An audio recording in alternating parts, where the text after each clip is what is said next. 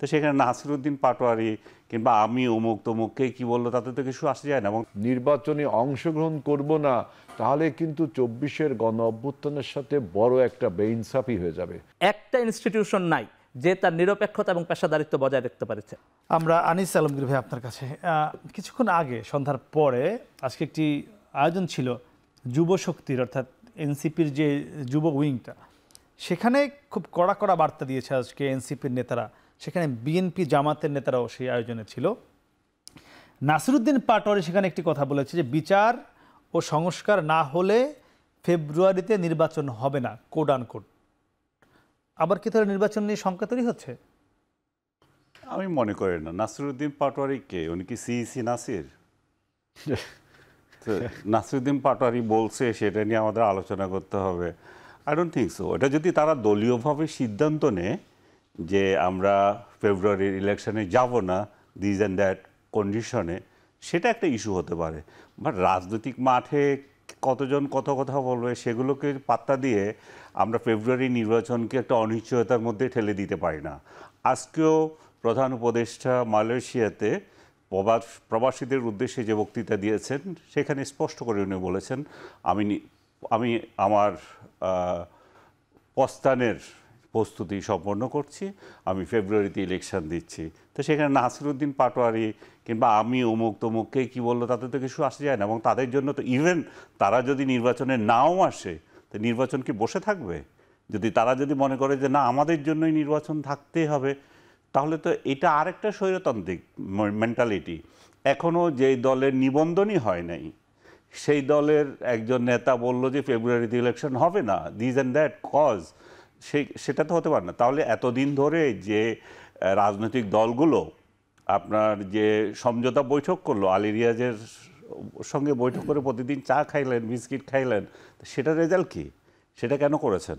সেটার প্রেক্ষিতেই তো গত 5 তারিখে আপনার প্রক্লেমেশন হলো, তারপর সেটার ভিত্তিতে হয়তো সামনে জুলাই সনদ হবে এবং সবাই আশা করে বসে আছে যে একটা নির্বাচন কথা হলো যে মানে এনসিপির কথা গুরুত্ব দেওয়ার খুব বেশি আই ডোন্ট থিংক সো। কতজন কত কথা বলবে, কালকে আরেক দলের একজন বলবে, পরশু আরেক দলের বলবে, সবাইকে গণনায় নেওয়ার কোনো কারণ নাই। মানে গণনায় না নেওয়াটাও কি একটা আবার স্বৈরতন্ত্র না? গণনায় না নেওয়া স্বৈরতন্ত্র। আপনাকে দেখতে হবে, ওজন দেখতে হবে। ইজ হি যে general secretary of BNP or Jamaat or NCP? কোনোটাই তো না। আচ্ছা আচ্ছা আচ্ছা, হেলাল ভাই, আপনি কি কোনো আরও বেশ কিছু সেখানে কথা এসছে, যেমন বলেছে নাহিদ ইসলাম বলেছে যে তারা ঘোষণাপত্রে ছাড় দিয়েছে কিন্তু জুলাই সনদে এক বিন্দু ছাড়ও তারা দিবে না, সেটিও নির্বাচনের আগে হতে হবে। সব মিলিয়ে কি এই যে কিছু শর্ত আরোপ হচ্ছে, এটি নিয়ে কি নতুন কোনো কিছু দেখেন কিনা? দেখুন, আপনি প্রথমে বলেছেন যে নির্বাচন হবে না, আর এখন বলছেন যে জুলাই সনদে বিন্দুমাত্র ছাড় দেওয়া হবে না।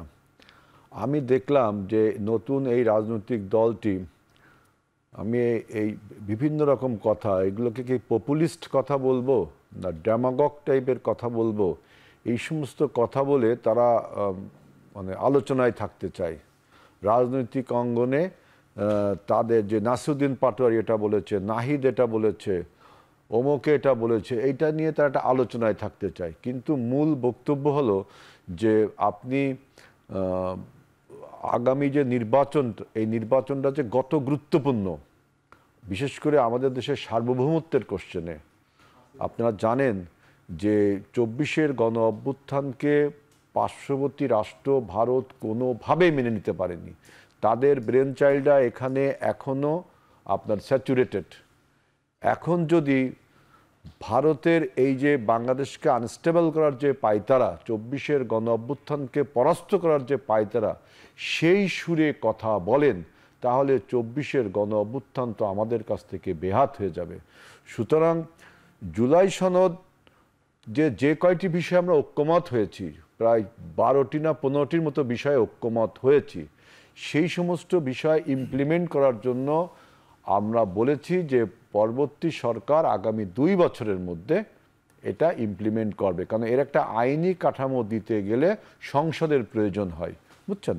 সেজন্য বলছি যে আপনারা যদি এখন বলেন যে নির্বাচন হবে না, নির্বাচনে অংশগ্রহণ করব না, তাহলে কিন্তু 24-এর গণ অভ্যুত্থানের সাথে বড় একটা বেইনসাফি হয়ে যাবে। 24-এর গণ অভ্যুত্থানের অনেক কারণের মধ্যে একটা প্রধান কারণ ছিল যে মাফিয়া হাসিনার বিদায়। সেই মাফিয়া হাসিনা বিদায় হয়েছে। আরও কারণ ছিল যে মানুষ যেন তার পছন্দের ব্যক্তিকে ভোট দিয়ে নির্বাচিত করতে পারে এবং একটি রাজনৈতিক সরকার এবং একটি নির্বাচিত সরকার।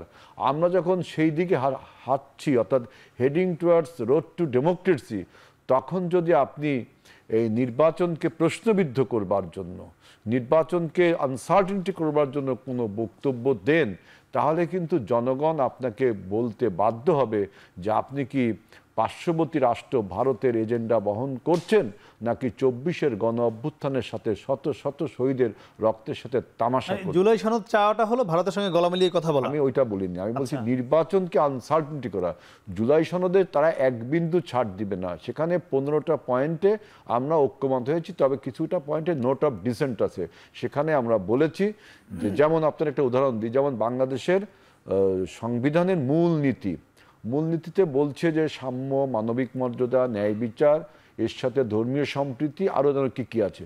আমরা বলেছি হ্যাঁ এটা আমরা মানি।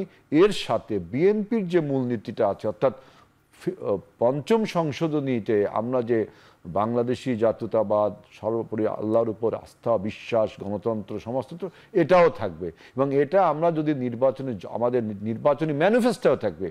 পিপল উইল জাজ, মানুষ জাজ করবে যে এইটা আমরা যদি নির্বাচিত হই, সরকার গঠন করি, তাহলে ঐক্যমত কমিশন যে মূলনীতিটা দিচ্ছে তার সাথে আমাদের এই মূলনীতিটা অ্যাড হবে। এখানে এনসিপিরও যদি এরকম কোনো বক্তব্য থেকে থাকে, তাদের নির্বাচনী ম্যানিফেস্টোয় দিবে, তাই না? আর সব বিষয় তো ঐক্যমত কখনো হয় না, এর শব্দের মধ্যে কখনো হয় না। আমি একটু এই বক্তব্যটা আমি মনে আপনার কাছে, আপনি জাতীয় নাগরিক কমিটির যুগ্ম আহ্বায়ক ছিলেন, নাহিদের সঙ্গে একসাথে আপনারা একটি প্ল্যাটফর্মে ছিলেন, পরে তারা রাজনৈতিক দল করলো, আপনারা আরেকটি সংগঠন করেছেন। সেই জায়গা থেকে আজকে যে কথাগুলো এসছে, আপনাদের হয়তো একসঙ্গে আপনারা ছিলেন, এই যে কেন মনে হলো যে জুলাই সনদে ছাড় দেয়া লাগতে পারে, মানে এই সংখ্যাটা কেন আসলো, কি মনে হয়? যে দেখেন, আসলে এখানে আমার কাছে মনে হচ্ছে যে জুলাই ঘোষণাপত্র, সনদ এবং নির্বাচন, এই প্রত্যেকটা বিষয়কে সাংঘর্ষিক করে তোলার কোনো প্রয়োজন নাই। নির্বাচন একটা জরুরি বিষয়, সাথে যেই ইন্টারিম এসেছে এই ইন্টারিমের কিন্তু ম্যান্ডেট হলো গণ অভ্যুত্থানের ম্যান্ডেট। সুতরাং গণ অভ্যুত্থানের যে ঘোষণাপত্র, এই ঘোষণাপত্রটা আমাদেরকে দিতে যে 1 বছর লাগলো, এটা দুর্ভাগ্যজনক। এবং সেই ঘোষণাপত্রের মধ্য দিয়েও আবার আপনি দেখেছেন যে অনেকেই এই ঘোষণাপত্রকে প্রত্যাখ্যান করেছেন, কারণ ঘোষণাপত্রের মধ্য দিয়ে আমরা এইটাকে সংবিধানে অন্তর্ভুক্ত করার যে জায়গা, সেই জায়গাটা আমরা পাইনি। এটা যে লিগ্যাল বাইন্ডিং, সেই লিগ্যাল বাইন্ডিংটা এনশিওর হয়নি। একই সাথে সনদের মধ্য দিয়ে জাতি কিন্তু বাংলাদেশে যে ফেসিবাদের বিরুদ্ধে যে লড়াই, সেই লড়াইয়ের ফলে বাংলাদেশের মানুষ একটা বৈষম্যহীন এবং সমৃদ্ধ বাংলাদেশের স্বপ্ন দেখেছে। সেই স্বপ্নের জায়গা থেকে রাষ্ট্রের প্রত্যেকটা ইনস্টিটিউশন যেহেতু ফেসিবাদী আমলে ধ্বংস করা হয়েছে, একটা ইনস্টিটিউশন নাই যে তার নিরপেক্ষতা এবং পেশাদারিত্ব বজায় রাখতে পারছে। প্রত্যেকটা প্রতিষ্ঠানকে দলীয়করণ করে এবং ফেসিবাদের মন্ত্র দিয়ে ধ্বংস করা হয়েছে। সুতরাং প্রত্যেকটা প্রতিষ্ঠানের সংস্কার প্রয়োজন, এবং এই সংস্কারটা চলমান প্রক্রিয়া, কিন্তু সেখানে আমাদেরকে একটা অ্যাকাউন্টেবিলিটি, একটা পাওয়ার চেক দেওয়া লাগবে। ওই চেকটা যদি আমরা তৈরি করতে না পারি সংস্কারের মধ্য দিয়ে, তাহলে এই ইনস্টিটিউশনগুলো আবারও পুরানো রূপে ফিরে যাওয়ার একটা আশঙ্কা তো বাংলাদেশের জনগণের মধ্যে রয়েছে। সেই জায়গা থেকে সংস্কারের দাবিটা খুব দ্রুততম সময়ে বাস্তবায়ন করা এই জন্যে প্রয়োজন।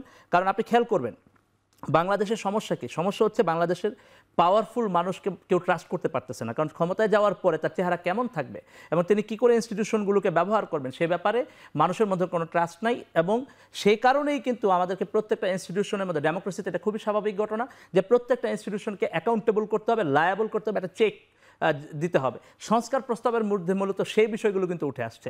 সেই জায়গাটাতে রাজনৈতিক দলগুলো প্রায়োরিটাইজ করা দরকার, যাতে করে কোনো সরকারের জন্য এটা ভালো হবে না যে তিনি আবারও ওই ফেসিবাদী সিস্টেমের মধ্যে যাবেন। কারণ বাংলাদেশে যে পরিমাণ অশান্ত তরুণ রয়েছেন, যে পরিমাণ জনগণ এই আন্দোলন গণ অভ্যুত্থানের সাথে সম্পৃক্ত, তারা কিন্তু এখনও সজাগ আছেন, বিষয়গুলো দেখছেন। সুতরাং যে কোনো সরকারের জন্য এটা অশুভ হবে যদি তারা এই অ্যাকাউন্টেবিলিটি, এই পাওয়ার চেক দিতে সম্মত না হন। সেইটা নিশ্চিত করা খুব জরুরি প্রয়োজন, কিন্তু এটাকে নির্বাচনের সাথে সাংঘর্ষিক হিসেবে দেখাটাকে আমি মনে করি জরুরি নয়। নির্বাচন সাইমালটেনাসলি চলবে, কিন্তু একই সাথে এই যে পাওয়ার চেক, এই জায়গাটায় সমস্ত রাজনৈতিক দলকে ফেব্রুয়ারি নির্বাচনের আগে একমত হতে হবে। এবং সেটা কি জুলাই হচ্ছে সনদ কি মনে হয়, জারি সেটা কি করতে হবে। হচ্ছে কিনা আপনাদের দৃষ্টিতে কি? সেই জায়গায় আমি মনে করি যে জুলাই ঘোষণাপত্রের মধ্যে কিছু অপ্রাপ্তি রয়ে গেছে, আমাদের পূর্ণতা হয়নি। কিন্তু জুলাই সনদের মধ্য দিয়ে আমরা দেখতে পাচ্ছি এখনো পাওয়ার চেকের কিছু কিছু জায়গায় কিন্তু আমরা সম্মত দেখছি না। তো সেখানে আপনি দেখেন যে নিম্নকক্ষ উচ্চকক্ষ নিয়ে কথা হচ্ছে, পিআর সিস্টেম নিয়ে কথা হচ্ছে, নিয়োগ প্রক্রিয়া নিয়ে কথা হচ্ছে, সাংবিধানিক এনসিসি নিয়ে কথা হচ্ছে। এই কথাগুলো কেন আসতেছে? এই কথাগুলো আসতেছে শুধুমাত্র এই জন্য যে অ্যাকাউন্টেবল এবং পাওয়ার চেক দেওয়ার জন্য।